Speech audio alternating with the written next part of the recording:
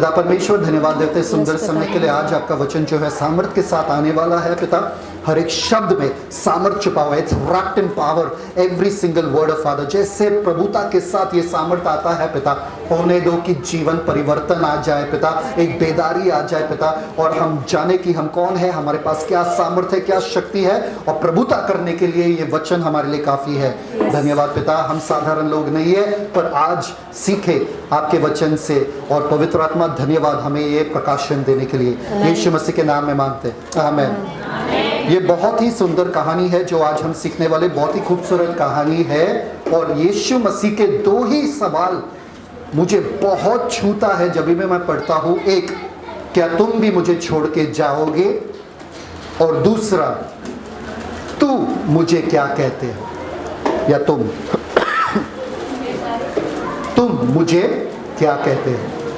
ये दो ही सवाल ऐसे हैं ना जो सदियों सदियों तक कान में गूंजता है, हमेशा गूंजता है, हर विश्वासी के कान में गूंजना चाहिए।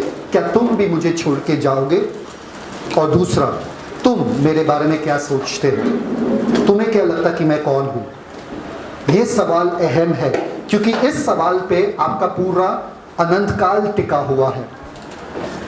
इस सवाल पे आपका अनंत काल टिका हुआ है, आपका सब कुछ टिका हुआ है। तुम क्या कहते हो मेरे बारे में। अगर मैं आपसे पूछूं कि यीशु मसीह कौन है, आप बोलोगे ज्ञान वाले जवाब। यीशु मसीह प्रभु है, यीशु मसीह उद्धार करता है, यीशु मसीह मेरे चरवाहा है, यीशु मसीह मेरे दोस्त है, यीशु मसीह मेरे भाई है, यीशु मसीह मेरे याजक है, महायाजक है ना। और क्या बोलोगे आप। पर रुक जा, ये सवाल का जवाब आपको दिमाग से नहीं, आपको अनुभव करना है। ये सवाल का जवाब आपको अनुभव करना है। रुक जाओ, आंखें बंद करके सच में गहराई से अपने आप से पूछो। अगर यीशु मसीह आज आपके सामने खड़े हैं और पूछ रहे कि मैं कौन हूं, यीशु मसीह तुम प्रभु तुम नहीं, मैं कौन हूं।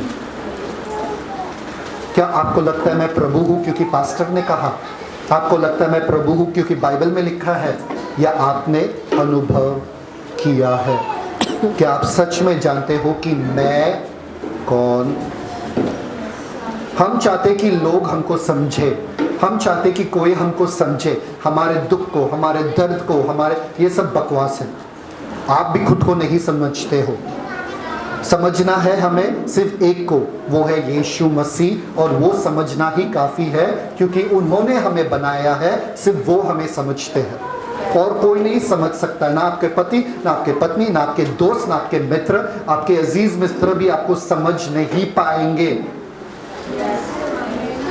स्पॉइलर अलर्ट, ये मत सोचो आपका दोस्त कोई है इस दुनिया में जो आपको समझ सकता है। कोई नहीं है जो आपको समझ सकता है।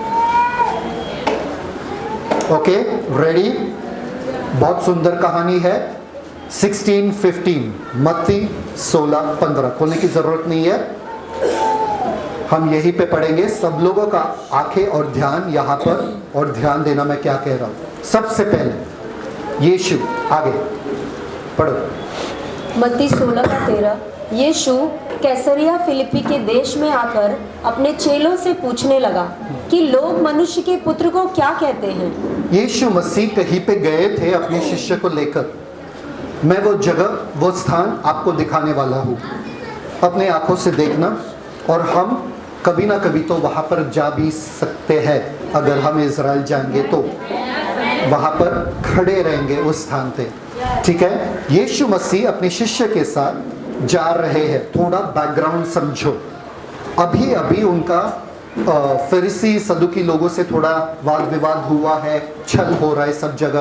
थोड़ा थोड़ा वो अपने मिनिस्ट्री के एंड में, सेवकाई के अंत में आ रहे हैं, और क्रूस थोड़ा नजदीक आ रहा है। तो अब सारे चिन्ह चमत्कार देखने के बाद अपने शिष्य की तरफ वो घूमते हैं, मुड़ते हैं, एक जगह पे रुक जाते हैं, और वो जगह पे रुकने के बाद पूछते हैं, लोग क्या कहते हैं मेरे बारे में। अब हैरानी की बात यह है, लोग बहुत कुछ कहते थे यीशु के बारे में। बेल्ज़ेबब मतलब दुष्ट आत्माओं का सरदार। दुष्ट आत्माओं का सरदार, ये वो, कि ये पागल है, कि ये कुछ भी कहता है, बहुत कुछ कहते थे। पर इन लोगों ने अच्छे अच्छे वाले कन्फेशंस बोले, शिष्य ने अच्छे अच्छे बातें बोले यीशु मसीह को, कि यीशु मसीह ये लोग ये कहते हैं, वो भी हम देखेंगे। पर इम्पोर्टेंट ये नहीं है, महत्वपूर्ण ये है कि यीशु मसीह कहाँ पे रुके, कहाँ पर अपने शिष्य को लेकर गए और रुके। ओहो, अगर आपको वो पता चला मजा आएगा। कभी भी ये अध्याय आपके सामने आएगा ना, ये साधारण नहीं रहेगा, क्योंकि आप वहां पर जाओगे यीशु मसीह के साथ। अब यीशु मसीह आए हैं, कोई भीड़ नहीं, कोई चंगाई नहीं, कोई चमत्कार नहीं, सब कुछ खत्म हुआ। यीशु मसीह आए, शिष्य यहाँ पर है, यीशु मसीह सही स्थान पर आते हैं, रुक जाते हैं। कुछ तो सामने है, कुछ तो बाजू में है, कुछ तो ये बाजू में है, और कुछ तो वहां पर है। मैं सब बताऊंगा आपको क्या क्या है। और इन सब के बीचों बीच में यीशु मसीह उन लोगों से पूछते हैं, लोग क्या कहते हैं मेरे बारे में? तैयार हो? सबसे पहले वो लोग अपना मुंह खोलते और बोलते। कुछ लोग कहते हैं क्या? मत्ती 16:14, उन्होंने कहा, कितने तो यूहन्ना बपतिस्मा देने वाला कहते हैं, और कितने एलियाह, और कितने इर्मया या भविष्यवक्ताओं में से कोई एक कहते हैं। परफेक्ट। जब हम ये पढ़ेंगे, हम देखते हैं यहाँ पे ये लोग 4 नाम ऐसे ही फेंकते हैं। कुछ लोग कहते हैं यूहन्ना बपतिस्मा देने वाला, कुछ लोग कहते हैं एलिया, कुछ लोग कहते हैं यिर्मयाह, कुछ लोग कहते हैं भविष्यद्वक्ता, जो भविष्यद्वक्ताओं में से एक हो। हमको लगता है कि ये लोग नाम से फेंक रहे, नहीं, एक एक नाम जो है बहुत ही महत्वपूर्ण है। वो लोग ये भी कह सकते हैं, कुछ लोग कहते हैं अब्राहम हो, कुछ लोग कहते हैं दाऊद हो, कुछ लोग नहीं, मूसा नहीं, ना मूसा का नाम लिया, ना दाऊद का नाम लिया, ना अब्राहम का नाम लिया। भले ही मूसा, दाऊद और अब्राहम सबसे बड़े थे यहूदियों के लिए। सबसे बड़ा पिता अब्राहम, सबसे बड़ा भविष्यद्वक्ता मूसा, सबसे बड़ा राजा दाऊद। पर उन लोगों का नाम नहीं लिया यहाँ पे। सबसे पहले किसका नाम लिया? यूहन्ना बपतिस्मा देने वाले का। यूहन्ना बपतिस्मा देने वाला। अब क्यों लिया? आपको पता है, इस अध्याय तक पहुंचोगे तो आपको पता है कि हेरोदेस जो था, उसने यूहन्ना बपतिस्मा देने वाले के सर को धड़ से अलग कर दिया। उसके बाद जब हेरोदेस राजा को पता चला कि यीशु मसीह चमत्कार कर रहे, तो उन्होंने कहा कि यूहन्ना बपतिस्मा देने वाला जो है, मुर्दों में से फिर से जी उठा है। अब राजा कह रहा है तो उनके प्रजा भी वही कहेंगे कि हाँ, यीशु मसीह शायद से यूहन्ना बपतिस्मा देने वाला है। अब यूहन्ना बपतिस्मा देने वाला क्यों? यीशु मसीह के बारे में ये क्यों कह रहे मालूम है क्या? क्योंकि वो लोग कह रहे थे, ध्यान देना, क्योंकि वो लोग कह रहे थे कि यूहन्ना जो है वो मसीहा का मार्ग तैयार करने के लिए आया था। क्या करने के लिए आया था? अभी उन्होंने यीशु का जीवन देखा। यीशु कह रहे मैं मसीहा हूं, पर इसमें मसीहा वाले कोई क्वालिटी नहीं है, पर ये चमत्कार कर रहा है, तो शायद से ये तैयार करने वाला है, इसके बाद असली मसीहा आएगा। समझ में आया सबको? yes. तो इसलिए बोला कि ये राह तैयार करने वाला भविष्यद्वक्ता है यीशु मसीह, क्योंकि उसमें कोई मसीहा वाला क्वालिटी है नहीं। युद्ध नहीं लड़ रहा है, रोमियो को गिरा नहीं रहा है, ये नहीं कर रहा है, वो नहीं कर रहा है, सिर्फ चमत्कार कर रहा है, तो शायद से सिर्फ मार्ग तैयार कर रहा है। इसलिए जैसे यूहन्ना ने मार्ग तैयार किया, यीशु मसीह भी मार्ग ही तैयार कर रहा है, इसके बाद मसीहा आएगा। ये गलत था। यस, ये गलत था। सही बात है कि नहीं? yes. दूसरा वो नाम लेते हैं एलिया नबी का। ये भी बड़ा नबी था वो पुराने जमाने का। yes. क्यों एलिया नबी? क्यों? क्योंकि मलाकी में, last book of the Bible में लिखा है, ओल्ड टेस्टामेंट में लिखा है कि वो भयानक दिन के पहले, मसीह के आने के पहले, वो भयानक दिन के पहले मैं एलिया नबी को भेजूंगा, ताकि वो बच्चों के हृदय पिता को और पिता के हृदय बच्चों के और फेंकेगा, या रिवाइवल लाए, बेदारी लाए। एलिया नबी का आना जरूरी था। yes. तो वो बोल रहे कि यीशु मसीह शायद से एलिया नबी है, पर मसीहा नहीं है। yes. समझ में आया कि नहीं आया? yes. सबका जो वाक्य है या डेफिनेशन है, वर्णन जो यीशु मसीह के बारे में है, कम है। पर वो सिद्ध वाला वाक्य या डेफिनेशन नहीं है। बाहर के लोग कहते हैं यीशु मसीह एक ईश्वर है, एक ईश्वर है, एक ही नहीं, एक ईश्वर मतलब कई ईश्वरों में एक है। लोग बाहर कहते हैं यीशु मसीह अच्छे इंसान थे जैसे और भी अच्छे इंसान है। नहीं, ये लेवल पे आता है, वो लेवल पे नहीं। ये आपको उद्धार नहीं दे सकता है। यीशु मसीह अच्छे है, यीशु मसीह ईश्वरों में एक है, यीशु मसीह नबियों में एक है, ये आपको कुछ नहीं देगा, उद्धार नहीं दे सकता है। यीशु मसीह ही प्रभु है, ये आपको उद्धार दे सकता है।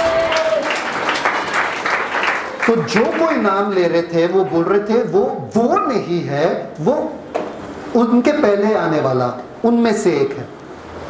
तो नेक्स्ट, इसलिए उन लोगों ने उद्धार नहीं पाया था। नेक्स्ट, अब एलिया नबी का नाम क्यों लिया?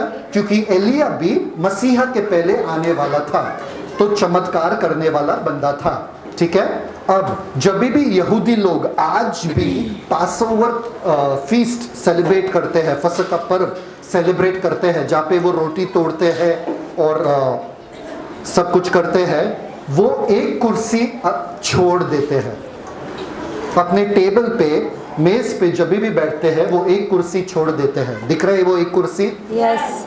सबको दिख रहा है एक कुर्सी? यस। क्यों? वो लोग कहते हैं ये एलिया नबी के लिए, क्योंकि एलिया नबी एक दिन आएगा इस कुर्सी पे बैठने के लिए और कहेगा कि मसीहा आ गया, इसलिए वो लोग एक कुर्सी आज भी छोड़ते हैं। तो वो कह रहे थे कि यीशु मसीह जो है इतने चमत्कार कर रहे हैं, मतलब एलिया नबी ही होगा, उसके बाद मसीहा आएगा। ठीक है। नेक्स्ट नाम उन्होंने लिया यिर्मयाह। किसका नाम लिया? अब यिर्मयाह क्यों? सबको पता है कि यिर्मयाह जो था वो डूम एंड ग्लूम का प्रोफेट था, मतलब विनाश विनाश विनाश, ये पूरा शहर का विनाश होने वाला यिर्मयाह कहता था। पर यिर्मयाह के बारे में एक खूबसूरत चीज लिखा है और वो आपके बाइबल में नहीं मिलेगा। यिर्मयाह ने वाचा का संदूक जो है, जब विनाश हो रहा था, मूसा ने जो या सोलोमन राजा ने जो बनाया था, वाचा का संदूक जो है वो लेकर छुपाया था माउंट नीबो पे। माउंट नीबो, किसी को पता है माउंट नीबो पे क्या हुआ था? यस, शायद से श्राप वाला।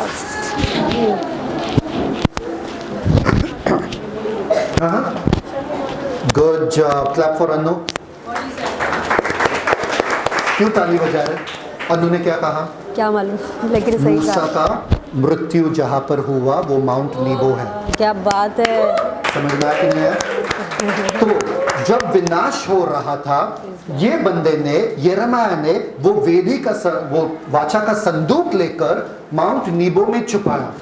अब यिर्मयाह वापस आएगा उस वाचे के संदूक को निकालने के लिए जब मसीहा आएगा, ऐसे यहूदी लोगों के दिमाग में था। अब यीशु को देखकर उनको लगा कि यिर्मयाह वापस आया। समझ में आया कि नहीं आया?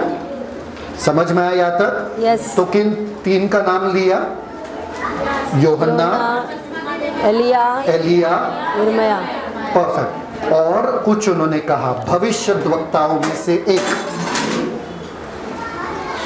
भविष्यद्वक्ताओं में से एक, मतलब कोई तो भविष्यद्वक्ता है जो वापस से पुनर्जीवित हुआ है या पुनरुत्थित हुआ है। कोई तो भविष्यद्वक्ता वापस आया, मतलब यीशु मसीह भविष्यद्वक्ता है पर मसीहा नहीं है। एक बार मेरे बहन हमेशा मुझसे ऐसे सवाल करती रहती है, तो मेरे बहन ने भेजा मुझे, तुझे पता है कि यीशु मसीह नबी थे? और उन्होंने कहा भी मैं सिर्फ नबी हूँ, मैं मसीहा नहीं हूँ, और तुम्हारे बाइबल में लिखा है। तो मैंने बोला मेरे बाइबल में लिखा है? ठीक है मैं बताता हूँ। बाइबल के हर एक वचन मैंने निकाल के उनके पास भेज दिया और बोला जिन किसी ने भी तुमको बोला है ना, पहले उनको बोलो बाइबल पढ़ने के लिए, क्योंकि जहां पर भी यीशु मसीह भविष्यद्वक्ता है ऐसा लिखा है, ऐसा लोगों का अनुमान था। यीशु मसीह ने अपने बारे में कभी नहीं कहा। यस। लोगों को लग रहा था, वचन में लिखा है, और ये रूमर, अफवाह फैला कि यीशु मसीह एक भविष्यद्वक्ता है, वचन में लिखा है। वचन देखो, जब भी प्रॉफिट का शब्द इस्तेमाल किया गया है, लोग यीशु मसीह के बारे में कह रहे हैं। यीशु मसीह ने कभी नहीं कहा मैं नबी हूं। Yes amen. ढूंढ के बताओ। और वो शॉक हो गए, फिर वो चुप बैठ गए, वरना वो बहुत ये कर रही थी। मैं बोला अच्छा मुझे नहीं पता था। तो यीशु मसीह नबी है क्या? भविष्यद्वक्ताओं में से एक सारे लोग कह रहे थे। तो यीशु मसीह आए यहाँ पर, पूछे लोग क्या कह रहे मेरे बारे में, और शिष्य ने कहा क्या? कोई कहता है तुम यूहन्ना बपतिस्मा देने वाले हो, कोई कहता है तुम एलिया हो, कोई कहता है तुम यिर्मयाह हो, और कोई कहता है कि तुम भविष्यद्वक्ताओं में से एक। ये काफी था क्या? नहीं। आगे देखते। Thank you father. ये पढ़ो मत्ती 16:13। यीशु कैसरिया फिलिपी के देश में आकर। ओहो, जब मैं बाइबल पढ़ता हूँ मैं ऐसा पढ़ता हूँ, मैं पूरा वचन पढ़ता नहीं हूँ, मैं एक एक शब्द पे रुका। यीशु कहाँ पर आया? कैसरिया फिलिपाई में, फिलिपाई के देश में। जब आप ये शब्द सुनते हो आपको तुरंत इस पे थोड़ा पढ़ाई करना चाहिए। ये देश कहाँ पर है मैं आपको बताता हूँ। सब लोग ये पिक्चर देखो, कैसरिया फिलिपाई यहाँ पर है, जहाँ पर एरो है, जहाँ पर रेड मार्क है।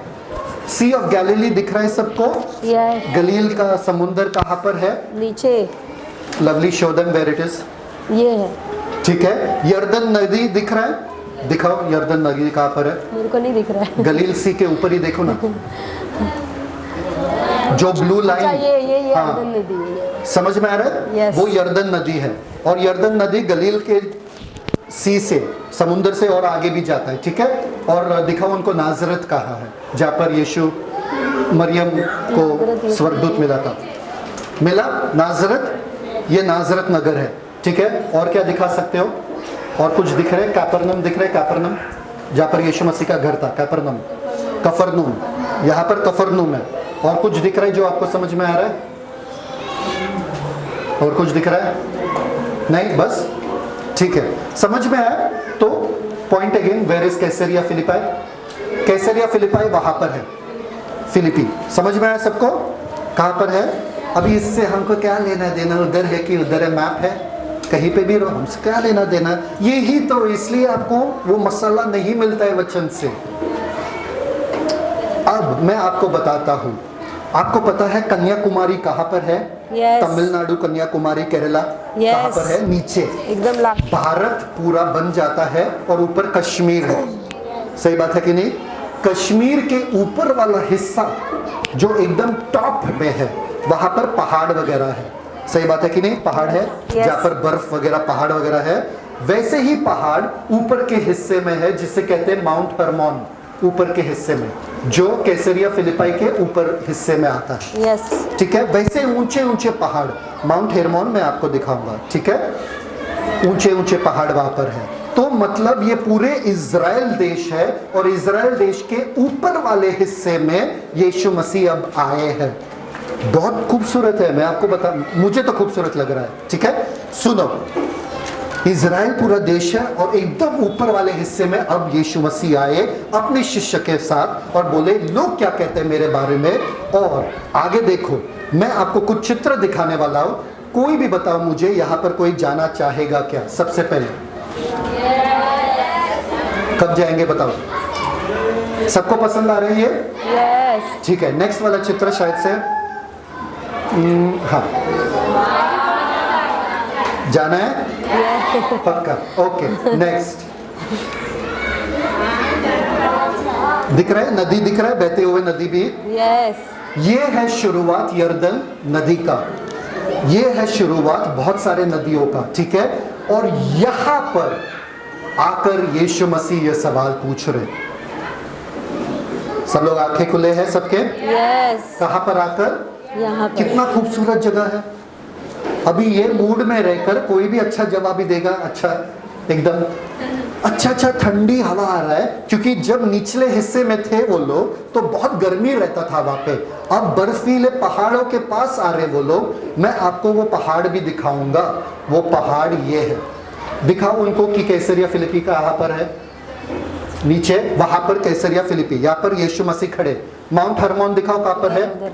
ऊपर वाला पहाड़ दिख रहा है, ये पूरा ऊपर का हिस्सा, ये माउंट हरमोन है। मतलब अगर आप खड़े हो वहां पर, आपको हरियाली हरियाली और ऐसा दृश्य, मतलब पहाड़ वाला जहां पर स्नो है, बर्फ है, और यहाँ पर हरा पानी वगैरह सब ब्यूटीफुल पानी बह रहा है, चिल कोल्ड, एकदम ठंडा मस्त, और यीशु मसीह आराम कर रहे अपने शिष्य के साथ वहां पर और पूछ रहे ये सवाल। कितने जनों को मजा आएगा? यस। यीशु मसीह यहाँ पर 3 दिन तक प्रचार करो, हम बैठेंगे। सही बात है कि नहीं? इतना खूबसूरत, इतना सुंदर। आपको वो पहाड़ भी दिखाता हूं, ये है हरमोन पर्वत।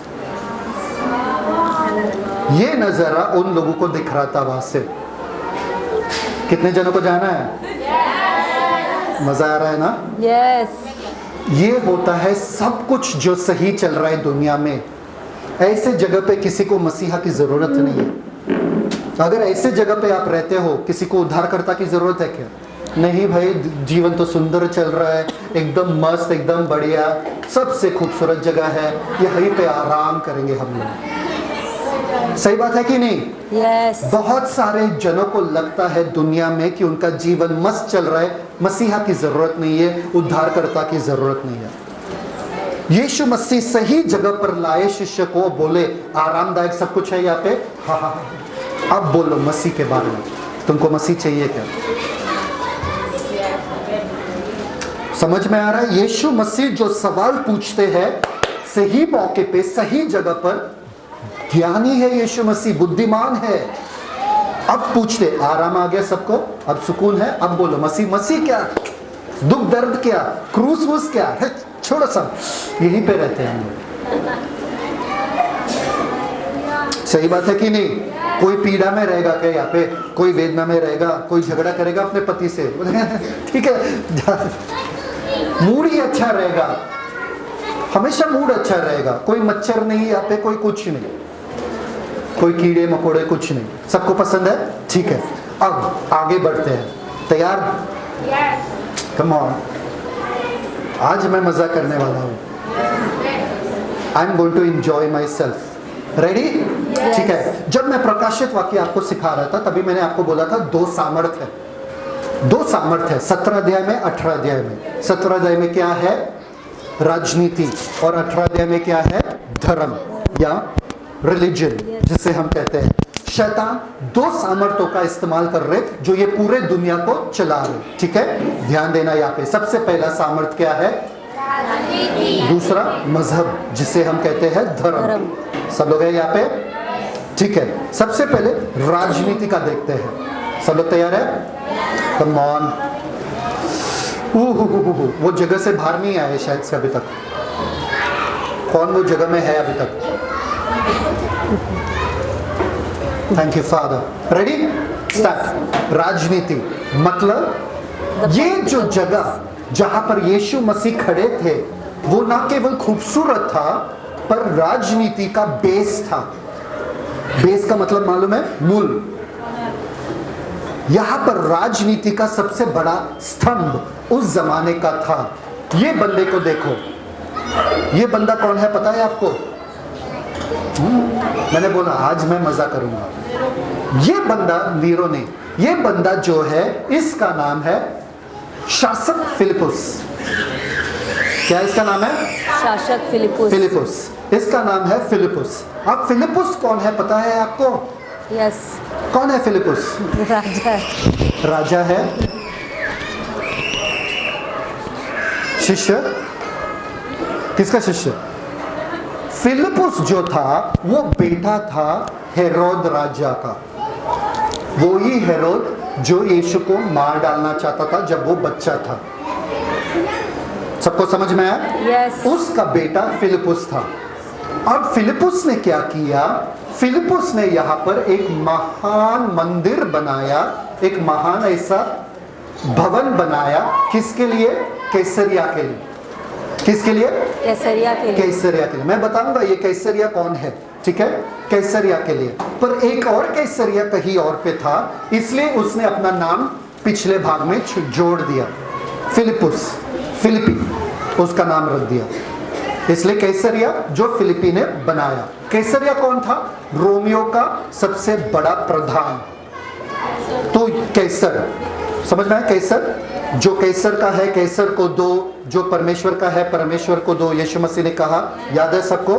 तो वो ही कैसर जो सबसे ऊंचे पद पे था, तो ये बंदा उसको खुश करना चाहता था, इसलिए उसके स्मरण में, राजा के स्मरण में ये शक्तिशाली महान ऐसा घर बनाया उसके लिए, यार महान ऐसा भवन बनाया। सब लोग हैं? सो मत जाना, मेरे साथ रहो, मैं कुछ चीज पे आने वाला हूं बहुत जल्द, ठीक है? हिस्ट्री क्लास और ज्योग्राफी क्लास है, ठीक है? सबको समझ में आया? मतलब यहां पर पॉलिटिकल बेस था, राजनीति का पूरा षड्यंत्र वगैरह सब यहां पर चलता था, एकदम परफेक्ट लोकेशन, परफेक्ट जगह था, परफेक्ट लोकेशन और परफेक्ट जगह था। दूसरा मुद्दा मजहब, मजहब मतलब ये धर्म का भी बेस था। यहां पर ना केवल राजनीति का पूरा स्तंभ था, ये धर्म का भी स्तंभ था। क्यों? यहां पर हर पहाड़ में गड़े थे मूर्तियों का आकार। यहां पर आप देख सकते हो, आज भी अगर आप जाओगे वहां पर देखोगे ऐसे आकार, लाइमस्टोन है ये, जिसमें गड़े हुए मूर्तियों का आकार, बहुत सारे मूर्ति, ढेर सारे मूर्तियों का आकार गड़ा है वहां पे। तो यहां पर धर्म का भी होता था और राजनीति का भी होता था।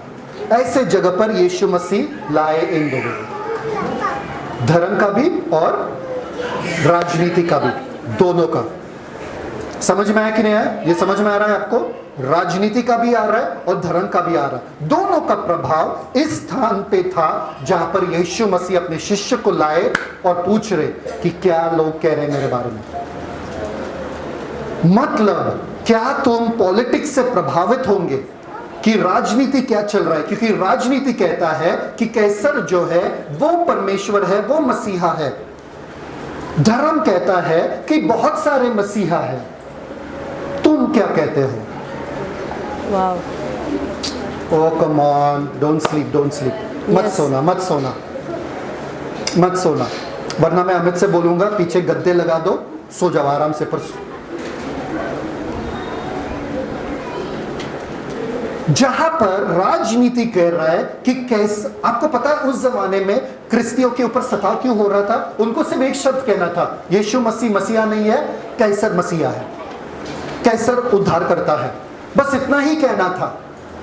फिर भी उनके ऊपर सताव हो रहा था। अगर ये इतना कहते थे कैसर मसीहा है, सताव रुक जाता था। तो राजनीति का दबाव वापस से आ रहा था, धर्म का दबाव यहां से आ रहा था कि मसीहा उनमें से एक है। उन सब के बीच में यीशु मसीह अपने शिष्य को पूछ रहे, तुम क्या कहते हो, मैं कौन? आमेन, प्रेज गॉड, हालेलुया। तुम्हारे लिए मैं कौन हूं? यस, ओहो, wow, thank you father. Read. मत्ती 16:15।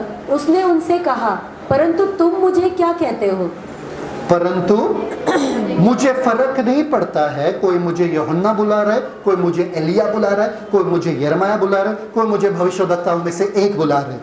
यस, मुझे ये पूछना है, इन सब के दबाव में, इन सब के ओपिनियंस में तुम क्या सोचते हो मेरे बारे में? यस, आज यीशु मसीह आपसे पूछ रहे, आपको क्या है, मैं कौन हूं? तो आप क्या बताओगे, आप क्या बोलोगे?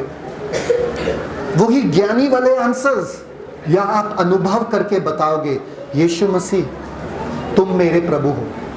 कितने जन कहेंगे ऐसे कि यीशु मसीह मेरे प्रभु? फिर दूसरा सवाल ये है, क्यों तुम मुझे प्रभु प्रभु कह के मेरे बातों को नहीं मानते हो? एक दूसरे से प्यार नहीं कर सकते हो, एक दूसरे से प्रार्थना नहीं कर सकते हो, हाँ, क्षमा नहीं कर सकते हो, और मुझे प्रभु कह रहे हो, ये ढोंग है। यस, इसलिए मैं बोल रहा हूँ, ध्यान से तुम क्या जवाब दे रहे हो? मैं प्रभु हूं तो मेरा बात मानना पड़ेगा। यस, आमेन। यीशु मसीह ने पतरस से कहा, तुम मुझसे प्यार करते हो, मेरे मेमने को चढ़ाओ, मेरा बात मान। Thank you father. तुम क्या कहते हो? अब पतरस, हो पतरस बहुत अच्छा है। कभी कभी जो लोग बहुत बात करते हैं ना, वो कभी कभी अच्छे होते हैं। पतरस बहुत बात करता था, बहुत बिना सोच के बात करता था, पर जब वो बात करता था ना, ऐसे मतलब अनमोल मोती फेंकता था, उसको भी पता नहीं कहाँ से आ गया। इसलिए यीशु को बोलना पड़ा, भाई ऊपर से आया, तेरे दिमाग से नहीं आया, तेरा दिमाग इतना अच्छा नहीं है कि तू ऐसा सोचे। पतरस, ओहो बहुत बहुत खूबसूरत है। एक एक जन के बारे में अगर हम सीखे ना, पतरस वहां पर खड़े हो बोले सब तो अच्छा है, यहाँ पर सबसे बेस्ट जवाब दूंगा मैं। यीशु मसीह सुनो, तू जीवते परमेश्वर का पुत्र मसीह है। वाव, टू गुड। तू जीवते परमेश्वर का पुत्र, हे मरे हुए सारे ईश्वरों का मूर्ति रखे थे वहां पर, तू जीवते परमेश्वर का पुत्र मसीह है। तू मसीहा है, तू वो भविष्यद्वक्ता नहीं है जो मसीहा के लिए ग्राहक है, तू ही है मसीहा। वाह वाह, ऑसम। यहाँ पर उद्धार होता है, यहाँ पर आपका पूरा जीवन बदल जाता है जब आप कहते हो तू ही है मसीहा। इससे यीशु मसीह को खुश होना चाहिए था ना। यीशु मसीह को बोला पतरस शाबाश बेटे। वरना अगर यीशु मसीह कुछ नहीं कहते, बोलो देखो ना पास्टर कुछ नहीं कहते, मेरे कुछ नहीं कहा, मैंने अच्छा जवाब दिया फिर भी कुछ नहीं कहा। पर आपको लग रहा है पतरस के इन शब्दों में बस साधारण पतरस ने जस्ट फेंक दिया, क्योंकि जब आप पढ़ते हो आप फटफट पढ़ते हो। हाँ पतरस ने कहा तू ही मसीह, हाँ ठीक है, आगे फिर यीशु मसीह ने कहा, हाँ, पढ़ते रहते हो, पर आप रुक नहीं जाते हो कि पतरस ने ये क्यों कहा। ज्ञान वाला था, अनुभव वाला था। अनुभव वाला। मैं आपको बताता हूं क्यों, सुनो ध्यान से। इसलिए इतिहास पढ़ना जरूरी है। ये बंदे के बारे में आपको पता है कौन है ये जूलियस सीजर है। कौन है ये? उनका चेहरा देखे तो पता ही नहीं चलेगा, ठीक है, thank you so much. Julius Caesar मतलब वो सीजर या वो कैसर जो है जो एकदम प्रभावशाली था, सबसे पहला कैसर, सबसे पहला सीजर, रोम का प्रधान। इसके ऊपर और कोई नहीं है, इसलिए इसको सबसे पहले वो लोग ईश्वर, उद्धारकर्ता और प्रभु मानने लगे। सबको झुकना पड़ता था इसके सामने और बोलना पड़ता था ये ईश्वर है, ये उद्धार करता है और ये प्रभु है। क्यों? मैं ये भी बताता हूं आपको। जब अलेक्जेंडर द ग्रेट, सिकंदर उसको कहते हैं, उसने पूरे राज्य को कंट्रोल कर दिया, तो तभी रोमी लोग आए और हर जगह पे रास्ता बनाने लगे। और क्योंकि रास्ता बनाने लगे वो लोग, हर जगह शांति फैला, हर जगह वो लोग अपना सैनिक तैनात करने लगे। और ये शांति सदियों से कहीं पे नहीं था, इतने सारे पूरे दुनिया के ऊपर शांति वाव इस बंदे ने लाया। इसलिए सारे के सारे लोग इसके सामने झुकने लगे और बोलने लगे कि यही ईश्वर है। इसलिए सिक्के के ऊपर इसका थोपड़ा था, इसलिए यीशु मसीह ने कहा बोलो सिक्का दे दो, और इसका चेहरा उसके ऊपर था। जो केसर का है केसर को दो। ये वाला चेहरा नहीं था, हंसने वाला था शायद से, पर ठीक है, समझ में आया कि नहीं, इतना डरावना चेहरा है ना। ईश्वर, उद्धारकर्ता और प्रभु। हो। तो इससे पतरस ने जो कहा उससे क्या लेना देना है? उससे कुछ लेना देना नहीं है। मैं आपको बताता हूं, इसके बेटे से लेना देना, क्योंकि इसके बेटे का नाम क्या था मालूम है क्या? Caesar Augustus. आज तो मजा आने वाला है। मैं बोला ना आज मुझे तो मजा आएगा। उसके बेटे का नाम क्या था? Scissor Augustus. सुनो लूक 2:1, लूका का दूसरा अध्याय, उसका पहला वचन जो आप हर रोज पढ़ते हो पर आपको समझ में नहीं आता, आप छोड़ देते हो क्योंकि बड़े बड़े नाम आ जाता है। पढ़ो लूक 2:1 पढ़ो। लूका का दूसरा अध्याय, उसका पहला वचन, सुनो ध्यान से। उन दिनों में अगस्तुस कैसर की ओर से आज्ञा निकली कि सारे जगत के लोगों के नाम लिखे जाए। किसकी वजह से मरियम और यूसुफ गए थे बेथलेहम में अपना नाम लिखवाने के लिए? क्रिसमस इसी के वजह से हुआ। इसको थैंक यू बोलो भाई। इसने बोला पूरे दुनिया को जाके अपना नाम लिखो जहां पर भी तुम हो, वरना मरियम और यूसुफ नहीं जाते थे। इसके वजह से क्रिसमस हुआ। सोचो, परमेश्वर किसी का भी इस्तेमाल कर सकते हैं अपने महिमा के लिए। ये बहुत खड़ूस था, पर इसको पता नहीं था ये क्या कर रहा है। उसको लगा बस नाम लिखवा रहे सब लोग, पर मसीहा को सही जगह पर पहुंचा रहे थे वो। आमेन। तो इसका नाम क्या है? Caesar Augustus. अब ये किसका बेटा था? Julius Augustus. किसका बेटा था? जूलियस सीजर का बेटा था। जूलियस सीजर को क्या बोलते थे वो लोग? प्रभु, उद्धारकर्ता, ईश्वर, उद्धारकर्ता और प्रभु। अगर जूलियस सीजर को ईश्वर बोलते हैं तो जूलियस सीजर के बेटे को क्या बोलेंगे? ईश्वर का पुत्र। परमेश्वर देव पुत्र, ईश्वर पुत्र या परमेश्वर का पुत्र।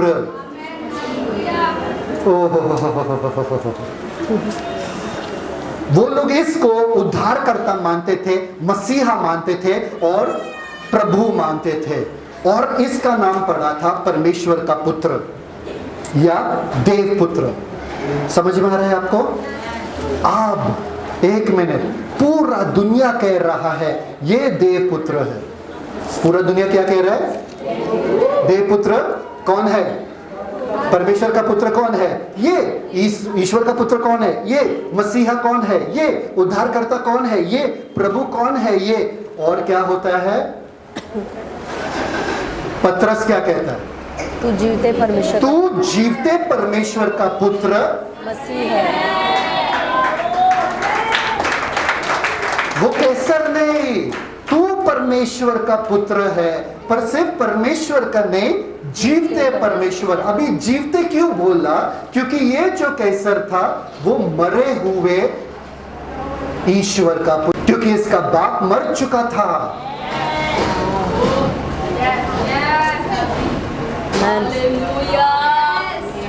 ये जो बेटा है जो अपने को परमेश्वर का पुत्र कह रहा है, इसका तो परमेश्वर मर गया, मतलब इसका बाप तो मर गया। तू जीवते परमेश्वर का सही पुत्र है।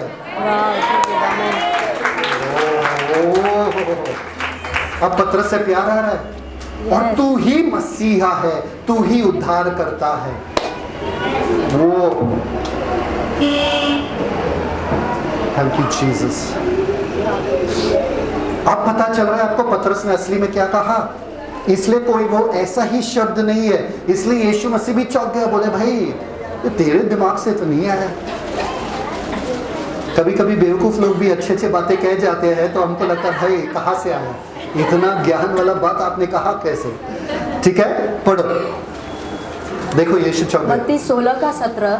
यीशु ने उसको उत्तर दिया कि हे शमौन, योना के पुत्र, तू धन्य है। तू क्या है? ओह, यीशु मसीह चौंक गया और उसको आशीष दे रहे, भाई तू धन्य है, तू धन्य है सच में। आगे नेक्स्ट। क्योंकि मांस और लहू ने नहीं, परंतु मेरे पिता ने जो स्वर्ग में है यह बात तुझ पर प्रकट की है। तू धन्य क्यों है? क्योंकि ये तेरे आमेन। दिमाग से नहीं आया। तू धन्य है क्योंकि मेरे पिता ने तुझे चुना ताकि इतना बड़ा प्रकाशन तेरे द्वारा आए।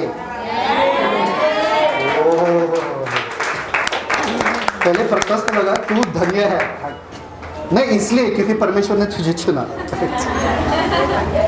यीशु मसीह बहुत प्यारे हैं। किसकी वजह से ये प्रकाशन आया? परमेश्वर, उद्धार आपका परमेश्वर की तरफ से है। जब तक लोगों का ओपिनियन, रेवलेशन नहीं बनता है, लोगों का राय कि यीशु मसीह कौन है और क्या है, जब तक वो प्रकाशन नहीं बनता है आपका जीवन बदल नहीं सकता है। जब तक यीशु मसीह ये है वो है, ये है वो है, छोड़ दो। परमेश्वर जब तक आप पे प्रकट करते कि यीशु मसीह कौन है, तब आपका जीवन बदल जाता है। सब लोग हैं मेरे साथ यहाँ पे? तो इसलिए 3 स्तर है, इंफॉर्मेशन, रेवलेशन एंड ट्रांसफॉर्मेशन। क्या है? 3 स्तर है। सबसे पहले क्या है? दूसरे क्या सोचते हैं। सबसे पहले आपको पता चलता है कि यीशु मसीह के बारे में कि दूसरे क्या सोचते हैं, फिर वो आपका प्रकाशन बनता है कि आप क्या सोचते हो, और फिर आपका जीवन बदल जाता है। मतलब आप क्या जीते हो, क्या वो प्रकाशन आप जीते हो। यीशु कौन है? बताओ मुझे, यीशु कौन है? जीवते परमेश्वर का पुत्र मसीह। समझ में आया कि नहीं आया? yes. लोगों का राय आपका प्रकाशन बनना चाहिए, और प्रकाशन जब बन जाता है आप वो प्रकाशन जीते हो। सब लोग हैं? yes. कहानी खत्म? आप लोग बहुत ज्ञानी लोग हो, आप लोगों से कुछ भी नहीं छुपा है। रीड मत्ती 16:18। और मैं भी तुझसे कहता हूँ कि सुनो, अब मैं तुझसे कह रहा हूं, अभी सुनो, अब मैं ये प्रकाशन तुम्हें दे सकता हूं क्योंकि अब तुम समझ गए कि मैं असली में कौन हूं। Amen. अब ये वाला प्रकाशन मैं तुमको दूंगा कि तू पतरस है। तू क्या है? अरे मुझे मालूम है मैं पतरस हूं। मुझे मालूम है कि मैं पतरस हूँ। आगे, और मैं इस पत्थर पर अपनी कलीसिया बनाऊंगा। कलीसिया का इंट्रोडक्शन, पहले बार यीशु मसीह कलीसिया के बारे में बात कर रहे हैं यहाँ पे, क्योंकि तुम उद्धार समझ चुके हो, तुम मसीहा को समझ चुके हो, तुमको ये प्रकाशन मिल गया है। अब मैं कलीसिया के बारे में बात करूंगा। कहां पर, एक मिनट वापस से जाओ उस स्थान पे, कहां पर मसीहा कलीसिया के बारे में बात कर रहे? कैसरिया फिलिप्पी। राजनीति के बीचों बीच, धर्म के बीचों बीच यीशु मसीह कह रहे, मैं ऐसा संस्था स्थापित करने वाला हूं, मैं ऐसा कलीसिया स्थापित करने वाला हूं जो राज करेगा इन दोनों के ऊपर। आमेन, हालेलुया। ना राजनीति का चलेगा, ना धर्म का चलेगा, चलेगा तो कलीसिया का। Amen, hallelujah. Thank you father. Yes, मजा आ रहा है क्या? यस। सुनो सुनो सुनो, यहां पर कह रहे तुम पतरस हो।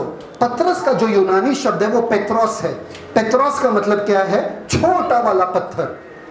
यस। तुम एक हो, तुम वो छोटे वाले पत्थर हो।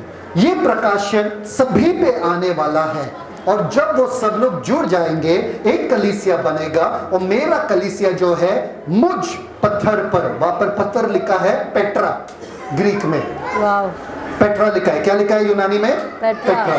मतलब बड़े वाले पत्थर में मैं अपना कलीसिया बांधूंगा। कौन सा है वो पत्थर? यीशु मसीह। वो प्रकाशन पर वो बांधने वाले हैं कि वो ही मसीहा है, वो ही परमेश्वर के पुत्र हैं। आमेन। तो यीशु मसीह यहाँ पर कह रहे पतरस तुम तो एक हो। अभी ऐसा बड़ा भीड़ आने वाले, लोगों को समझ में आने वाला है कि मैं मसीहा हूँ। और इस पत्थर पे, ना ये पत्थर पे, ना ये पत्थर के सामने जो ये बना है, ये बना है। ये पत्थर तो साधारण पत्थर है, पर जिस पत्थर में मैं बांधने वाला हूं मेरा कलीसिया, वो मैं स्वयं खुद हूं।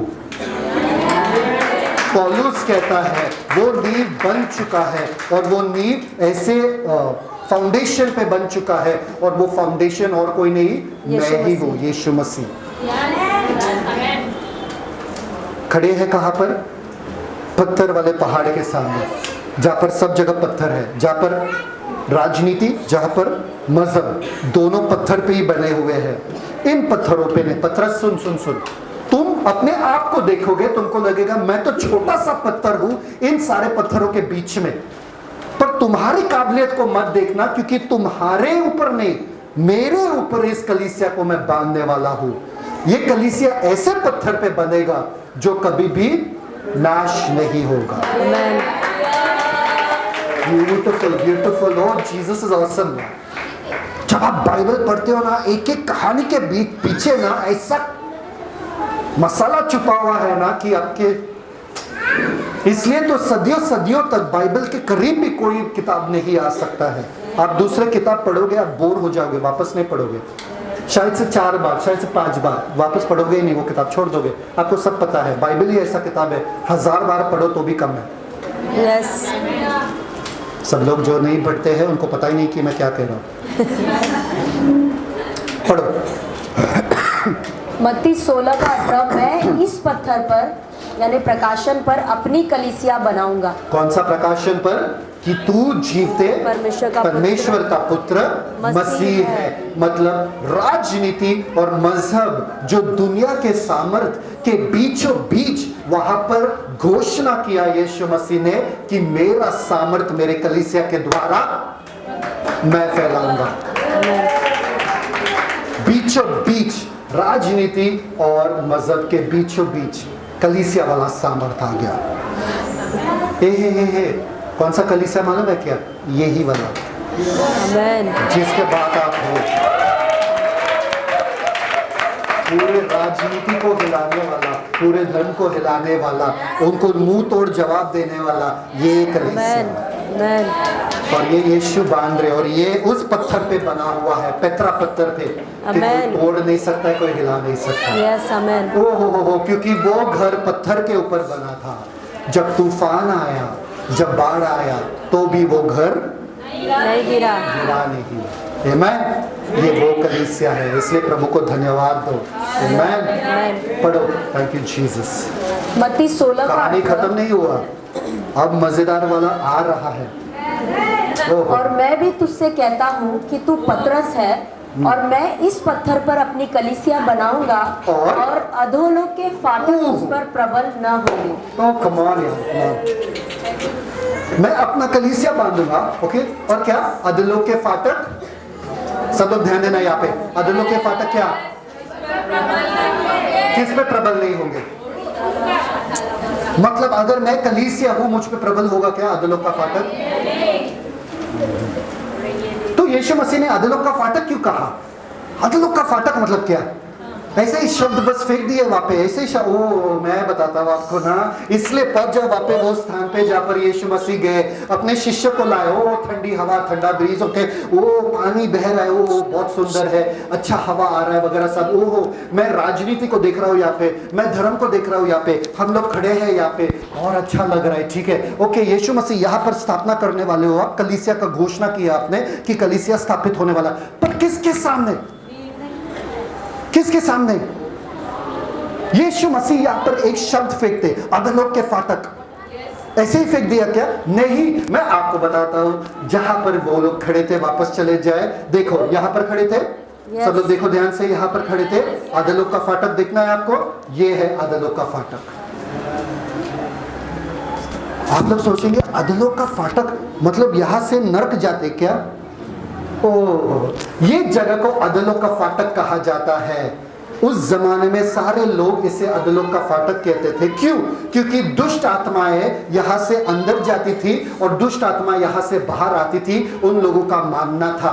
इसलिए वो लोग जब भी सैक्रिफाइसेस या बलिदान करते थे, वो लोग जानवरों को अंदर फेंकते थे ताकि वो सारे दुष्ट आत्मा वो जानवरों को स्वीकार करे। ये जो जगह है, ये दुष्ट आत्माओं से भरा हुआ पृथ्वी पर दूसरा सबसे अंधकार वाला जगह था। मतलब पूरा नरक यहां पर मौजूद था, इस जगह पर। ओह, अभी आपको अच्छा लग रहा है? वहां पर जाना है?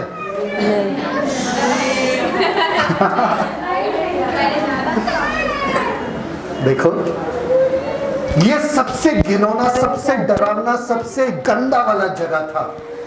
क्यों? क्योंकि लोग आते थे वहां पे और बलिदान फेंकते थे, बलिदान फेंकते थे, एक गुफा में बलिदान फेंकते थे और खून खून खून खून, वो जगह जब भी वो बलिदान फेंकते थे, पूरा लाल लाल लाल लाल लहू बाहर बहता था और इस नदी में जुड़ जाता था। पूरा मांस, पूरा स्मेल, वहां पर गंदगी से, पूरा दुष्ट आत्माओं से घेरा हुआ वो जगह था। उसके बीचों बीच में जाके यीशु मसीह कलीसिया का ऐलान करते हैं, अधोलोक के फाटक के सामने।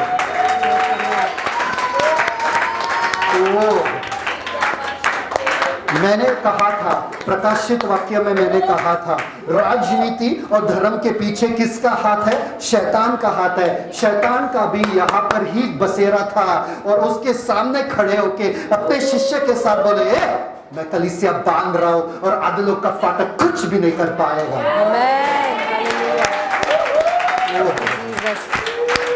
अब पता है आपको कि यीशु मसीह वहीं पे क्यों गए? डायरेक्ट चुनौती, डायरेक्ट आमना सामना, चल अब तू क्या करेगा, मैं आ चुका हूं। कम ऑन, इसको कहते हैं गेट्स ऑफ हेल। ओके, अभी मैं आपको समझा रहा हूं, आपको डर लगेगा, आप बोलोगे अधोलोक के फाटक जहां पर दुष्ट आत्माएं अंदर जाती थी, बाहर आती थी और ये सब, ये देखो देखो देखो, पास्टर ने तो कहा कि शैतान तो अधोलोक में रहते नहीं है, तो वहां पर मतलब कैसे गेट वगैरह क्या है? कम ऑन, सुनो, उनका मानना था, उन लोगों का मानना था, इसका मतलब ये नहीं कि वो सत्य था। समझ में आया कि नहीं है? और अधोलोक का फाटक जो है वो क्या रहता है मालूम है क्या? वो डिफेंस के लिए नहीं, वो किसी को मारने के लिए नहीं, वो बंद रहता है ताकि जो अंदर है वो बाहर ना आ सके और जो बाहर है वो अंदर जा नहीं सके। पर अंदर जो है वो बाहर, कम ऑन, वो अंधकार के राज्य के बारे में बात कर रहा है। अगर मृत लोग हैं, अधोलोक में मृत लोग हैं, मृत लोगों के बारे में बात कर रहे हैं। कभी आपने देखा सिमेट्री में गेट बंद करना पड़ रहा है क्योंकि लाश सब बाहर जा रहे? नहीं, उठ उठ के बाहर जा रहे लाश। कब्रिस्तान कभी देखे? यस, नहीं। हाँ, कि वहां पर बॉडीगार्ड है। क्यों? क्योंकि ये लोग उठ के बाहर जाते हैं भाई, उनको अंदर रखना पड़ रहा है। आधे लोग को फाटक क्यों चाहिए? यस, क्योंकि आत्मिक रीति से जो मरे हुए हैं फाटक के पीछे पड़े हैं। Yes, good job everyone. समझ में आ रहा है आपको? शैतान ने उनको बांध के रखा है, उनके दिमाग को अंधेरा कर दिया है। ऐसे लोग आपके घर में होंगे, ऐसे लोग आपके दोस्त होंगे या आपके रिश्तेदार होंगे जो शैतान ने आधे लोग के फाटक के पीछे बांध के रखा है, अंधकार में रखा है। उसके बीचों बीच पतरस बोलता है, तू जीवते परमेश्वर का पुत्र मसीहा है, और कलीसिया का ऐलान वहां पर होता है यस, आमेन। कि आदलों का फाटक ये हम पर प्रबल नहीं हो सकता है। Yes. मतलब कोई आदलों का फाटक हमें रोक नहीं सकता है। अटैक। Thank you father. अब थोड़ा ग्रीक में जाते, ग्रीक यूनानी कहानी में जाते हैं। ये जगह वो है जहां पर गॉड ईश्वर पैन करके पैदा हुआ था। ईश्वर पैन, सब लोग बोलो पैन। और वो इतना भयानक पैदा हुआ कि उसकी खुद की मां डर गई और उसको छोड़ के वहां पर भाग गई उसको देख के। क्यों? क्योंकि वो एक ऐसा पैदा हुआ। कैसा पैदा हुआ? एक बकरे के जैसा, बकरी के जैसा। क्या बोलते, बकरी या बकरा? बकरे के जैसा। भयानक, डरावना, इतना डरावना कि उसको देख के उसकी खुद की मां डर गए। ये गॉड पैन जो है, या ईश्वर पैन जिसे कहते हैं यूनानी माइथोलॉजी में, कहानियों में, पैनिक शब्द इससे आता है, मतलब डर शब्द इससे आता है। ये डर है। समझ में आया कि नहीं है? ये यहां पर पैदा हुआ। मैं क्यों बता रहा हूं आपको, मैं बताता हूं, ठीक है? यीशु मसीह ऐसे जगह पे खड़े थे जहां पे राजनीति, जहां पे धर्म और जहां पे नर्क, सारे के सारे वहां पर थे। पर एक और चीज वहां पर था, दुनियादारी। ये जो गॉड है या ये जो ईश्वर माना जाता था उस जमाने में, इसको म्यूजिक बड़ा पसंद था। ये हमेशा दिखता था बांसुरी के साथ। किसके साथ? बांसुरी के साथ। बांसुरी के साथ हमेशा दिखता था। इतना ब्यूटीफुल म्यूजिक बजाता था वो कि सब मदहोश हो जाते थे। परंतु ये पूरे व्यभिचार से भरा हुआ था, पूरे वासना से भरा हुआ था और वाइल्ड था। वो सोचता था मैं कुछ भी करूं, मैं अपने मन का मर्जी हूं, मालिक हूं, मुझे किसी की जरूरत नहीं है। जो आजकल के बच्चों में और लोगों में बहुत पाया जाता है। विद्रोह का आत्मा यहां से आता है कि मैं कुछ भी करूंगा, मुझे जिसमें मजा आ रहा है मैं वैसा जीऊंगा, मैं अपने हिसाब से जीऊंगा, मेरी मर्जी। यीशु मसीह वहां पर कह रहे हैं, अगर तुम्हें मुझे प्रभु बनाना पड़ेगा, मैं तुम्हारे जीवन का प्रभु हूं। ना राजनीति का चलेगा, ना धर्म का चलेगा, ना शैतान का चलेगा, ना तुम्हारे खुद का मर्जी का चलेगा। यस, तुमको अपने देह को, अपने शरीर को, अपने वासनाओं को त्यागना पड़ेगा, मार डालना पड़ेगा, और सिर्फ ही तुम उद्धार पा सकते हो। समझ में आ रहा है कि नहीं आ रहा है? Thank you father. देखो ना कहां पर यीशु मसीह ने पूछा ये सवाल, और वो ही जगह है जहां पर वो लोग बलिदान लेके वो लोग फिरते थे, इसी गुफा में जहां पर ये पैदा हुआ। अब ये बहुत ही भयानक देवता था, कोई भी इसके पास नहीं जाता था। पर एक चीज मैं आपको बताता हूं, यहां पर वो लोग बलिदान करते थे। क्या करते थे? बलिदान। किस चीज का बलिदान? मैं आपको बताता हूं, बकरे का। किस चीज का? बकरे का। बकरे का बलिदान। और ऐसा बलिदान करते थे वो लोग, भीड़ बकरे लेके वहां पे, और बलिदान करते थे। अब वो काटते थे बकरे को, ठीक है, और वो पानी में बहाते थे। जब वो शव जो है, बकरे का शव अगर पानी के नीचे गया, मतलब देवताओं ने वो स्वीकार कर लिया। पर अगर पानी के ऊपर ही तैरता रहा तो देवताओं ने स्वीकार नहीं किया, उनको वापस से बलिदान देना पड़ता था। सोचो उस जमाने के क्या हश्र हुआ रहेगा वहां पर कि जब तक तुम्हारा बलिदान स्वीकारा नहीं जाता है तब तक तुम इन देवताओं को खुश नहीं कर सकते हो, तुम इन देवताओं को प्रसन्न नहीं कर सकते हो। Come on, thank you father. बकरे का मतलब क्या है, मत पता है आपको? दुनिया वाले। क्या है? दुनिया वाले। पर यीशु मसीह जहां पर बकरियों को काटा जाता था वहीं पर खड़े होके कह रहे कि ये सब जो है, जो मैं ललकार रहा हूं, जो मैं बोल रहा हूं कि मेरा कलीसिया स्थापित होगा वगैरह, वो सब क्यों हो रहा है मालूम है क्या? किस हिसाब से हो रहा है मालूम है क्या? क्योंकि बकरे का काटना जरूरी नहीं है, एक मेमना काफी है। वो सब खून देके, वो सब बकरियों का लाशों को देके यीशु मसीह कह रहे तुम्हारा उद्धार स्थापित है इस पे कि एक मेमना तुम्हारे लिए वध किया जाएगा और वो मेमने का लहू तुम्हारे उद्धार के लिए, तुम्हारे छुटकारे के लिए एक ही बार बलिदान किया जाएगा और परमेश्वर सदा के लिए खुश रहेंगे। जाओ उस जगह पर और खड़े रहो यीशु मसीह के साथ और बोलो, यहाँ पर राजनीति, यहाँ पर धर्म, यहाँ पर शैतान, यहाँ पर शरीर और यहाँ पर बलिदान पे बलिदान, बलिदान पे बलिदान, वहां पर यीशु मसीह तुम क्या कहते हो कि मैं कौन हूँ? अलग अलग हो जाता है, पूरा कहानी अलग हो जाता है। यीशु मसीह आपका बलिदान काफी था, मतलब मुझे ये सब करना नहीं पड़ेगा, तुम्हारे लिए मैं लहू बहाऊंगा। कौन से स्थान पे यीशु मसीह गए, कैसे? ओ जब आप ये पढ़ोगे फिर से ये कहानी आपके लिए सेम नहीं हो सकता है, आप वापस से उसी स्थान पे जाओगे। नेक्स्ट, थैंक यू फादर, पढ़ो मत्ती 16:18। और मैं भी तुझसे कहता हूँ कि तू पतरस है और मैं इस पत्थर पर अपनी कलीसिया बनाऊंगा और अधोलोक के फाटक उस पर प्रबल न होंगे। राजनीति के पीछे किसका हाथ है? शैतान का। धर्म के पीछे किसका हाथ है? शैतान का। अधोलोक के पीछे, मृत्यु के पीछे किसका हाथ था तभी? शैतान का। शरीर के पीछे उसको वास्तव में खींचने का किसका हाथ है? शैतान का। आपको गुस्सा दिलाने का किसका हाथ है? नफरत करने का एक दूसरे से किसके हाथ है? पर यीशु मसीह यहाँ पर कुछ कह रहे हैं। Are you ready? Are you ready? शैतान का प्रभाव, शैतान का शक्ति इस सब के पीछे है, राजनीति के, धर्म के पीछे है, अधोलोक के सामर्थ के पीछे है और ये सब शरीर के पीछे शैतान का शक्ति चल रहा है पूरा। पतरस, मैं अपना कलीसिया बांध रहा हूं, अधोलोक का फाटक इस पे प्रबल नहीं होगा। क्यों? क्योंकि तुम्हारे पीछे किसका शक्ति है? परमेश्वर का। परमेश्वर का। कितने जनों को लगता है परमेश्वर का शक्ति है? यीशु मसीह भी कहेंगे ना, अगर इन सब के पीछे शैतान का शक्ति है, तुम्हारे पीछे किसका शक्ति है मालूम है क्या? नेक्स्ट वचन पढ़ो, लिखा है वहां पे मत्ती 16:19। मैं तुझे स्वर्ग के राज्य की कुंजियां दूंगा। मैं तुझे स्वर्ग के राज्य। किसको? पतरस को बोल। नहीं, आपको समझ में नहीं आया।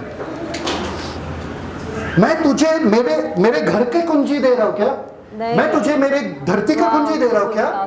मैं तुझे स्वर्ग की शक्ति का कुंजी दे रहा हूं। मतलब शैतान का शक्ति इन सब के पीछे है, पर मेरे पीछे स्वर्ग का शक्ति है, स्वर्ग का सामर्थ है।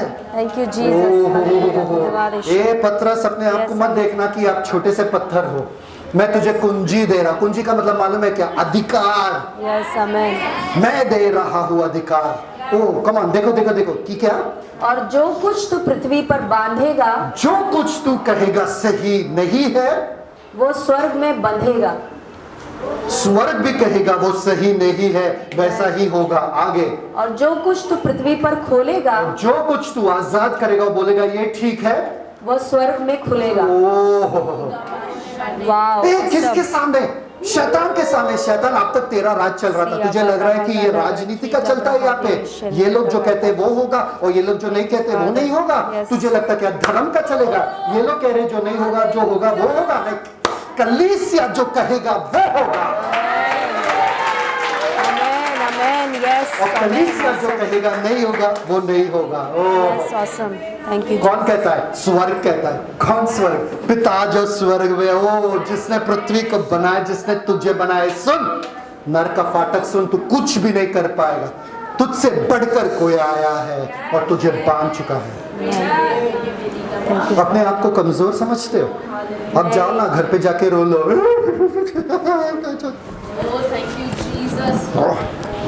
दहाड़ने का समय आ चुका है, प्रभुता करने का समय आ चुका है। Yes. ओह, कहा ऐलान किया यीशु मसीह ने, बोले कि मेरा कलीसिया जो है, पवित्र आत्मा से भरा हुआ कलीसिया जो है, सामर्थ आएगा जब पवित्र आत्मा आएगा। क्या सामर्थ? ओह, शैतान आपके सामने खड़ा नहीं हो सकता है। राजनीति को लेकर नहीं, धर्म को लेकर नहीं, अधलोक के सारी शक्तियों, अंधकार की शक्तियों को लेकर नहीं, अपने शरीर को लेकर नहीं, कुछ नहीं। Amen. इसलिए पौलुस कहता है शरीर को तुम्हारे ऊपर प्रभुता करने मत देना, पाप को प्रभुता करने मत देना। बस हो गया क्या? नहीं, और क्या चाहिए? बस हो गया, कहानी खत्म। और चाहिए, और चाहिए। यीशु मसीह ने आक्रमण का घोषणा किया वहां पे, अधोलोक के फाटकों के सामने खड़े रह के चुनौती दिया, सुन शैतान, मेरा कलीसिया जो मेरे सामर्थ्य से भरा हुआ है, मैं उनके पीछे हूं। ये लोग तुम्हें तबाह करेंगे, ये लोग तुम्हारे पूरे राजनीति को, धर्म को, सबको खत्म कर देंगे। Yes, और amen. मेरा राज इनके द्वारा स्थापित होगा। वहां पर खड़े खड़े ऐलान कर रहे थे, सबसे अंधकार वाले जगह में। कम ऑन, अब बताओ मुझे, तुम मुझे क्या कहते हो कि मैं कौन हूं? जब आपने ये ऐलान किया कि तू जीवते परमेश्वर का पुत्र, आपका उद्धार हुआ। आपका क्या हुआ? सुनो ध्यान से, कब हुआ उद्धार? अभी कितना मिनट लगा रहेगा ये सब पूरे वचन के लिए? जब यीशु मसीह बात कर रहे थे वहां पे कितना मिनट लगा रहेगा? 2-3 मिनट, 5 मिनट? Yes. 5 मिनट के अंदर उद्धार से लेके यीशु मसीह गए ऐलाने जंग तक। मतलब जब आपका उद्धार हुआ, ऐलाने जंग हो चुका है। Yes. आप तैयार हो गए नर के फाटक के सामने खड़े होकर ऐलान करने के लिए, चल निकल। Yes, amen. कब? जब आप प्रार्थना करते हो, जब आप उपवास करते हो, जब आप पूरा बाइबल पढ़ के एकदम रट्टा मनन करना, जब आपने यीशु को अपनाया, आप तैयार हो गए हो। शैतान को डरना ही पड़ेगा। 1 मिनट, जब आपने यीशु को अपनाया, आपको देखना है आपका जन्म कैसा हुआ। देखना है आपका जन्म जब यीशु मसीह को अपनाया, ऐसा हुआ।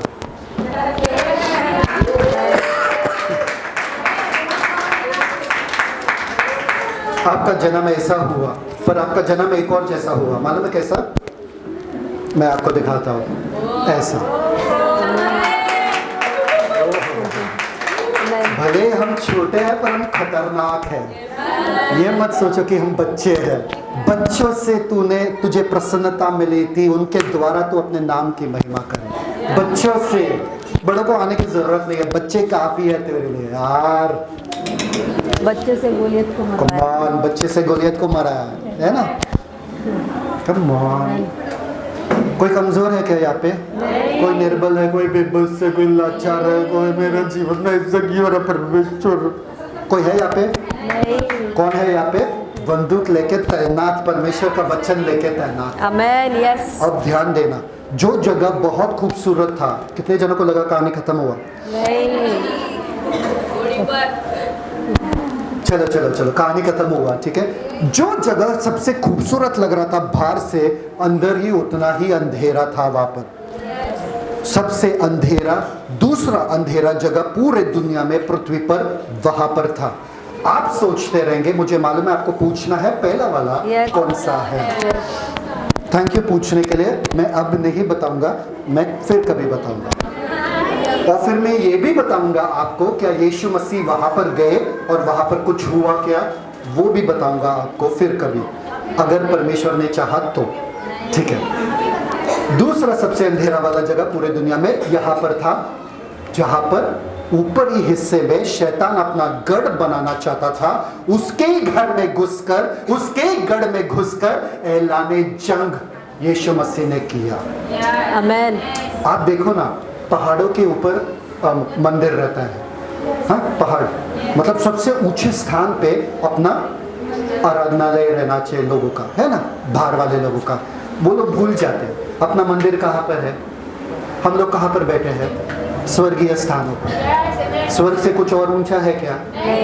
तो हमको ये पहाड़ के ऊपर बैठने की जरूरत नहीं। समझ में आया कि नहीं आया? शैतान को लगा अपना गढ़ एकदम ऊपर बना दिया, पूरे इजराइल का वो नियंत्रण कर सकता था वहां पर अपना गढ़ बांध के। यीशु मसीह के घर में घुसकर जाके ऐलान के इन्हीं बच्चों के द्वारा तुम्हारा सब तबाह कर दूंगा। आमेन। अब एक कहानी में आप लोगों के सामने ला रहा हूं। सबसे अंधेरी वाली जगह पर यीशु मसीह ने इतना बड़ा प्रकाशन और उजियाला वहां पर घोषणा कर दिया है ना कि मैं ही मसीह हूं। सबसे बड़ा प्रकाशन, ठीक है। एक और अंधेरा जगह था। आपको पता है ये कौन है? नहीं, उसके चेहरे देख के नहीं। अब्राहम। कहां पर बैठा है वो देख लो। बर्फ की गुफा। योना है, जोना, ठीक है। अब बेचारा अभी बंद हुआ ना?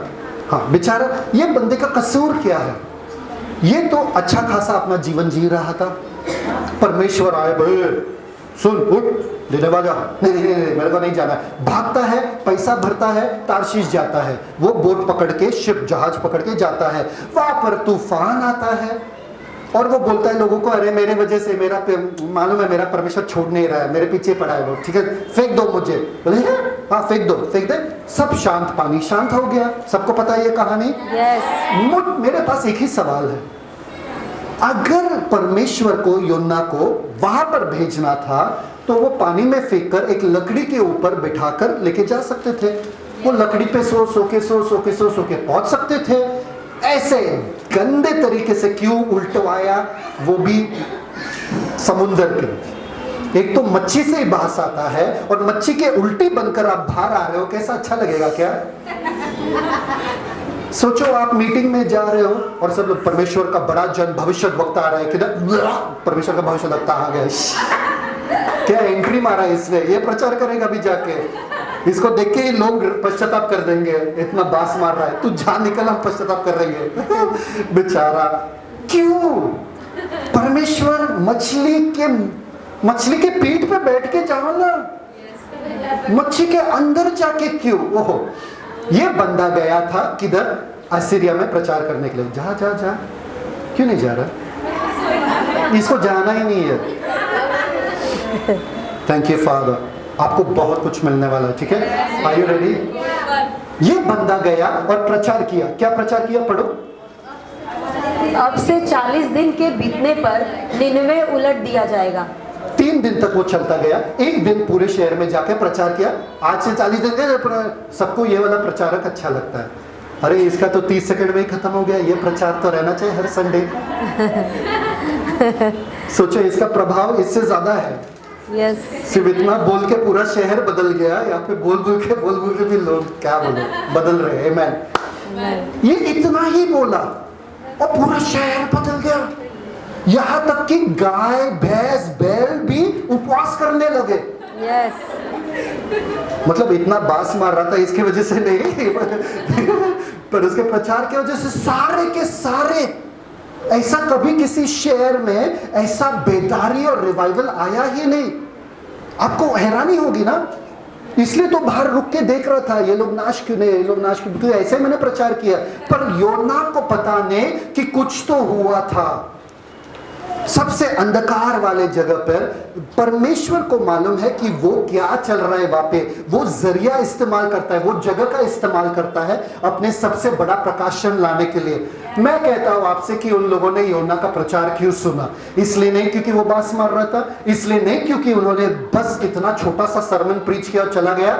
मैं बताता हूं आपको। ये हश्र देख रहे हैं योना का, ये हश्र देख रहे, वहां पे मछुआरे बैठे थे। ये शहर का देवता कौन था? ये दागोन देवता। वो लोग दागोन देवता जो मछली वाला मानव देवता था। सुनो सुनो सुनो, जब उन्होंने देखा ये बंदा मछली के मुंह से बाहर आया, वाह, टू गुड, उन्होंने इसको देवता मान लिया। अगर हमारा देवता स्वयं आके बोल रहा है कोई और परमेश्वर है तो वो सच में परमेश्वर वाओ, too good. परमेश्वर अपनी महिमा कराना जानता है। सेंस नहीं बना यूहन्ना को कि मैं मछली से बाहर क्यों आ रहा हूं, इस तरीके से क्यों आ रहा हूं, पर बाद में पता चला कि जो मछुआरे वहां पर बैठे हैं भाग भाग कर बोले कि हमारा देवता आ चुका है। ओह, और देवता आके प्रचार कर रहे हैं परमेश्वर पे भरोसा करो।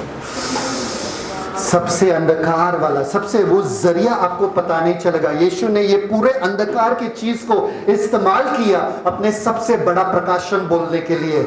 यीशु परमेश्वर ने इसका इस्तेमाल किया अपने सबसे बड़ा प्रकाशन इन लोगों तक पहुंचने के लिए। कितने जनों को लगता है कि अभी भी सरमन खत्म हो चुका है?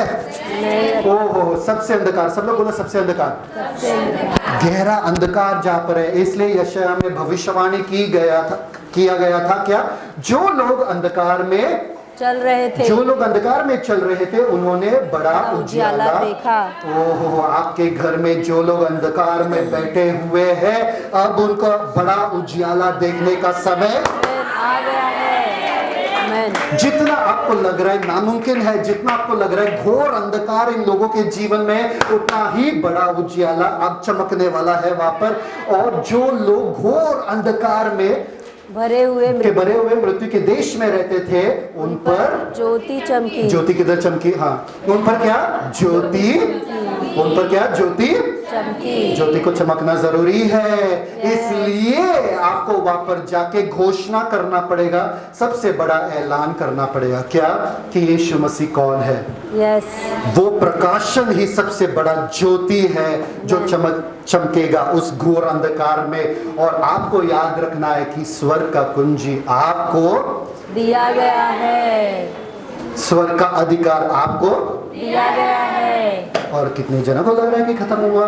नहीं। पढ़ो। मत्ती 16:18, और अधोलोक के फाटक उस पर प्रबल ना होंगे। बीमारी प्रबल हो सकता है आप पे?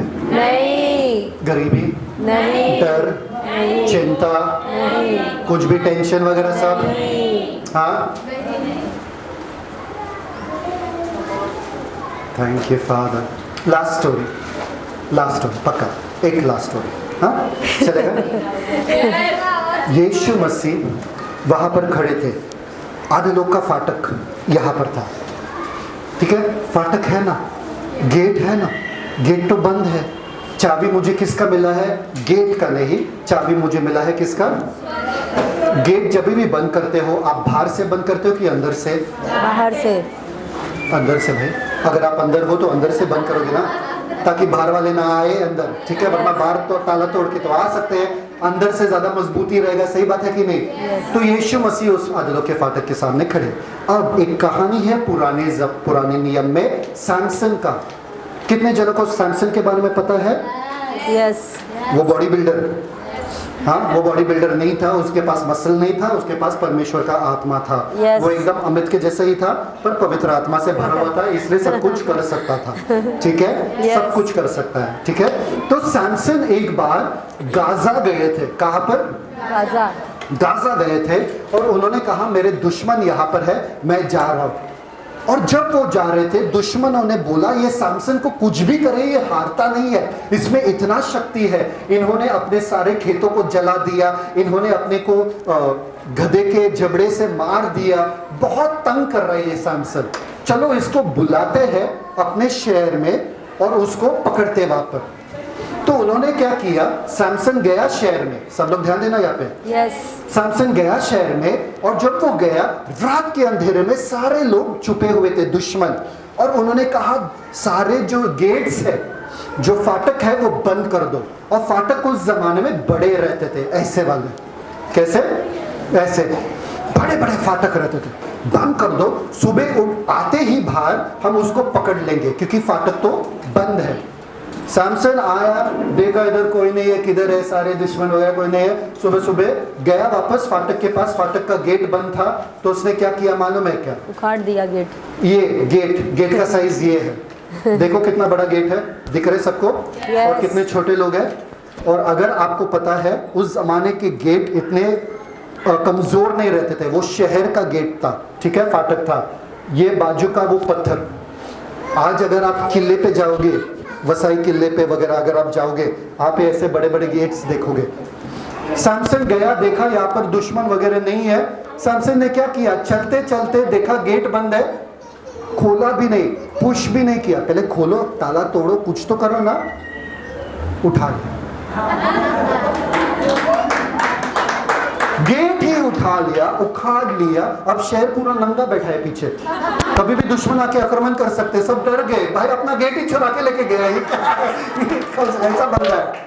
सोचो ना, अमित ये गेट लेके उखाड़ के चल रहा है मस्त अपना, और पहाड़ के ऊपर चला वो, और एकदम पहाड़ की चोटी पे जाके डाल दिया गेट। अभी आप ले लो अपना गेट। अरे कौन जाएगा, इतना भारी गेट था, अकेले बंदे ने किया। यीशु मसीह बोले तुमने फाटक को अंदर से बंद कर दिया, मैं अंदर आऊंगा और अंदर से गेट को उखाड़ के, ओहो 3 दिन कहाँ गए, अंदर ही तो गए थे, गेट को उखाड़ दिया और बोला अब हमला करो। अब कोई गेट भी बचा नहीं है, कोई फाटक भी बचा नहीं है। यीशु मसीह ने ऊंचे पे लिया वो गेट को और सब तबाह कर दिया और अपने को पूरा आजादी है। अब कोई अंधकार में रह नहीं सकता है। ये प्रकाशन का उजाला होना ही होना जरूरी है। Come on. इसलिए अधोलोक के फाटक क्या है, खत्म ही हो चुके हैं। अधोलोक का फाटक है ही नहीं, इसलिए प्रबल तो हो ही नहीं सकते हो। आमेन। कितने जनों को बहुत कुछ मिला आज? तो इसलिए आपके लिए सवाल है, यीशु मसीह कौन है? यीशु मसीह कौन है? जीवते परमेश्वर का पुत्र। और हम कौन है? कलीसिया है। और वही कलीसिया जो अधोलोक के फाटक और पूरे अधोलोक को तहस नहस करने वाले, अंधकार के राज्य को तहस नहस करने वाले। आज अपना सामर्थ समझ में आया आपको? पिता परमेश्वर धन्यवाद देते हैं सुंदर समय के लिए, आपके वचन के लिए। होने दो कि ये वचन जो है इसके अनुसार हम जिए और जो घोषणा यीशु मसीह ने वहां पर किया और चैलेंज दिया उसको हम पूरा ही करेंगे, ऐसा हम जानते हैं, क्योंकि हमें पवित्र आत्मा मिला है। 5 प्रकार का सामर्थ्य हमारे लिए आपने उपलब्ध किया है, कुंजिया दे दिया है हमें, स्वर्ग का अधिकार हमारे पास है। धन्यवाद पिता। कोई भी राजनीति का, कोई भी धर्म का, कोई भी शैतानी शक्ति का, कोई भी शरीर का प्रभाव हमारे ऊपर हो नहीं सकता है, पर हम प्रभुता करने वाले हैं। और एक ही बलिदान काफी था ताकि हमें अपना उद्धार मिले, और वो बलिदान के द्वारा हम आपके बच्चे हो गए, आपके बेटे हो गए और योद्धा हो गए। धन्यवाद पिता। अब हम डरेंगे नहीं, डट कर खड़े रहेंगे, विश्वास में मजबूत खड़े रहेंगे और आपके रोशनी को हर जगह फैलाएंगे। धन्यवाद पिता, यीशु मसीह के नाम में मांगते हैं। आमीन। आमीन। Celebrate the Christ life. God bless you.